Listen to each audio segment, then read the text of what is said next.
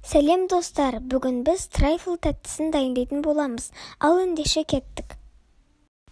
Ең алдымен жұмыртқамызға қантымыз салып, ағарғанша миксермен араластырып аламыз.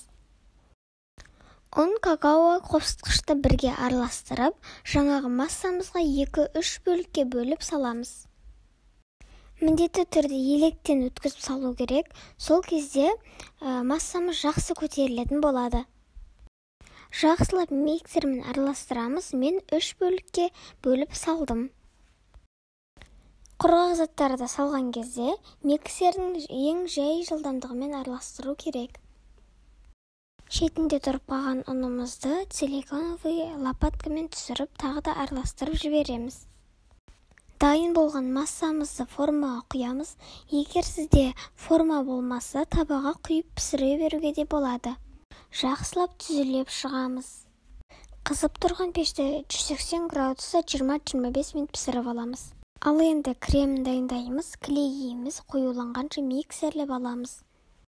Клейгейіміз қоюлана бастаған кезде қантымызды саламыз.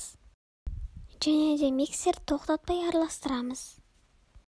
Креміміз видеода көрсетілгендей қою болу қажет. Бисквитіміз пісті. Пісіп-піспегенін ұзын таяқша арқылы біле аламыз. Бисквитімізді формадан шығарып, толықтай суытып аламыз. Толықтай суығаннан кейін осылай бірнеше бөлікке бөлеміз. Және арнайы ыдысқа осылай ұсақтап саламыз. Егер бұндай ыдыс болмаса, кәдімгі бокалға да істей беруге болады. Көрін салып болғаннан кейін нығыздап, үстінен кремін саламыз. Түзіліп шығамыз.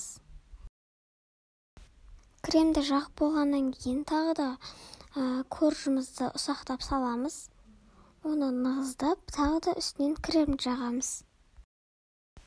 Крем еріп кетпес үшін тоңазытқышта ұстаймыз. Ал соңында еріген шоколадымызды құйып жібереміз.